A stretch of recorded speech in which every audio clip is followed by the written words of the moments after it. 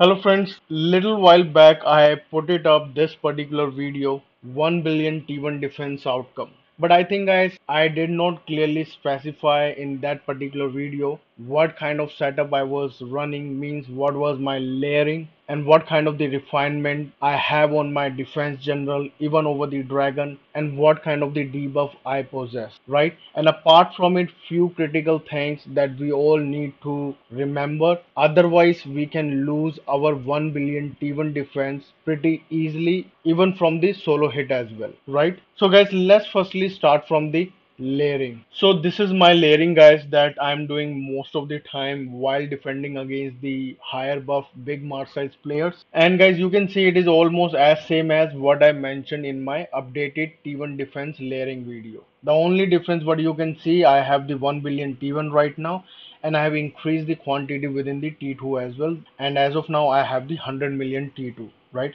When I put it up 1 billion T1 defense outcome video, I had the 900 million T1 and 100 million T2, right? And apart from it guys, the little change what you can see in the archer layer, you can see I have put it up the 1 million archer layers. Now guys, it's not like you have to do exactly the same. This is just to inform you that I have stopped ghosting my archer march as of now. And the reason is why guys, because simply as of now within the game guys, you cannot dodge the rally if you have the three marches ghosted. Means if you ghost in caps, ground and archer, then simply guys, maximum time you cannot dodge the rally, right? So that's why guys, I have stopped ghosting my archer march. Now maximum time I'm only ghosting ground or caps, or sometimes even only one march, either the ground march or either the caps march, right? Because guys, it's always better to lose something instead of losing your whole keep, right? So if I'm facing the opponent where I know that they can do the quick rally, I'm only ghosting the one march, either my ground march or either my caps march, right? Because my first priority is always to protect my whole keep instead of thinking about the positive negative,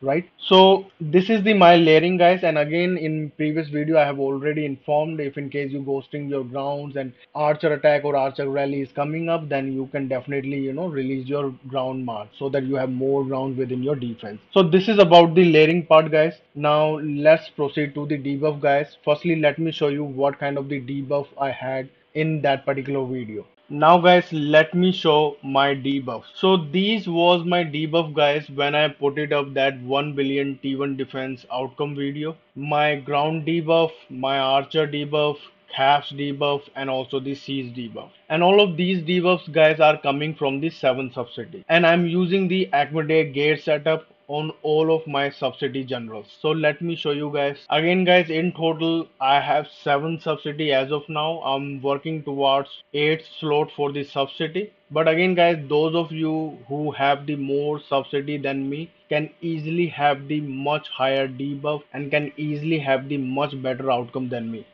Plus guys, whatever the general I'm using, no red star are there, and when I put it up that particular video, not even single red star was there on any subsidy general. Plus you can see even my gates are also not the upgraded one, means these are not upgraded to the Parthian one, right? So those of you who can 5-star your subsidy general can maximize the speciality as well, can upgrade the gear setup as well. Obviously we're gonna have the much better debuff, plus would be having the much better outcome than me.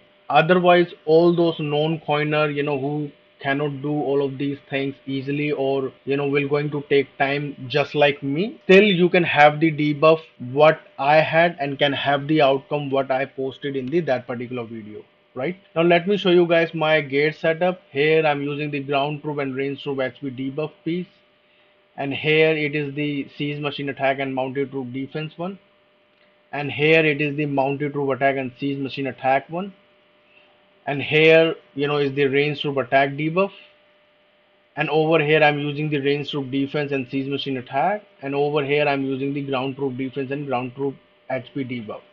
So these same pieces I'm using on all subsidy general, right? Except this one over here. Right now you can see I'm using the range troop defense and the siege machine attack. So on some of the subsidy I have replaced that particular piece to the this one mounted troop attack debuff, right? So that I can improve my mounted troop attack debuff as well. And apart from it guys, in terms of the general maximum, on maximum subsidy I'm using the general, those are giving the range debuff, right? As you can see it, right? Except on two subsidy where I'm using the general, that is maximally giving the ground troop attack debuff, right?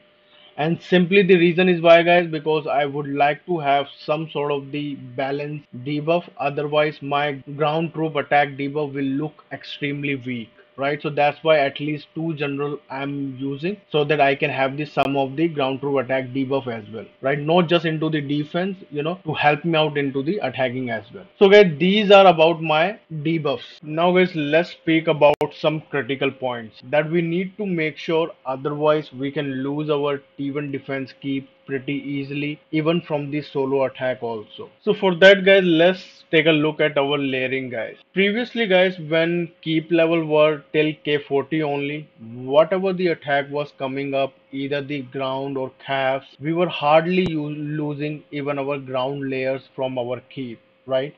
And in very rare scenario you might be losing your ground layer, but still we had the all the calves layer intact from top to bottom whenever any ground or calves attack were coming up. And what exactly I mean by that, suppose if second attack is also coming up quickly, still we had the calf layer or some of the ground layer intact within our keep to support our these big layers, right, to perform effectively. Similarly guys, suppose even if you had only 500 million T1 and any archer attack were coming up and were taking out all of calf's layer from top to bottom, and player were instantly using the second attack also as a archer and were making the direct hit on your 500 million T1, but still guys, it's not like you were losing your whole keep or whole 500 million T1. You might be losing more, but you wasn't losing your whole keep, and that just simply because buff and march size wasn't enough on that particular time period, right? But now guys, things are not the same. Specifically guys, when you are going against the K43, K44 guys, those are having the 7 million march size or above 7 million march size, 3k or 3k above buff. If they are coming up with the ground or caps attack, then let me show you guys what kind of layer will remain within your keep after the first attack. So after the first attack guys, that's what will remain within your keep. If you taking the hit from the K44 or player those who having this around 7 million or above 7 million mark size, 3k or 3k above buff, 70 to 80% of the time guys, you're gonna lose all of your ground layers and all of your caps layer from top to bottom, and only these below layer will going to remain within your keep. So why I'm showing you this particular image guys, because I want all of you to be aware that how much fragile right now T1 defense has become against those big mark size and big buff player. So suppose if they're making the second attack quickly after the first attack, and you fail to recover these layer, then these below layer will gonna take the direct hit from that particular attack, and potentially you will gonna lose your whole keep. And regarding these archer layer and the siege layer guys, you can completely forget about it. These are completely useless in this particular scenario, right? Because neither the archer attack, neither the caps attack, neither the ground attack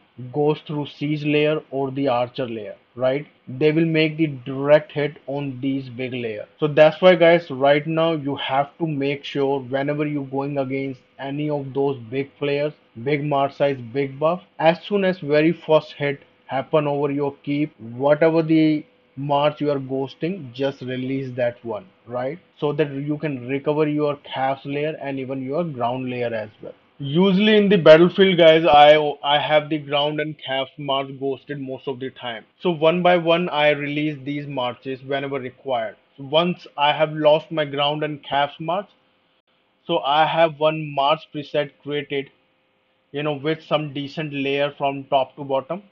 And what I do, I quickly heal back these layers twice or thrice, and then do my defense by ghosting at least one of these march preset. So as soon as any hit happen over my keep, I quickly release this particular march preset, right? So that even if in case any second quick attack is coming up, I can easily take that second attack as well from the big buff player, right? And then again quickly heal back, and then again quickly I goes the same March preset. So that's how guys I am doing it once I lost my the ground on caps March within the battlefield and all, right? Now guys, let me show you what kind of the refinement I have on my defense general, or what kind of the refinement I had when I posted that 1 billion T1 defense outcome video. Firstly guys, on both main and assistant general I have the battle tested flexible speciality gold one with plus 500 all troop attack, and even below one also I have the plus 500 all troop attack. Now regarding the refinement guys, I have almost all gold on all the pieces, even on the defense as well,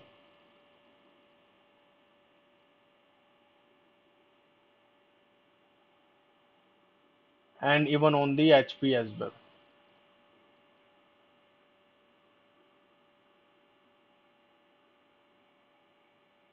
And on this particular pieces almost all gold, except this one, that is the orange one, nearby gold one.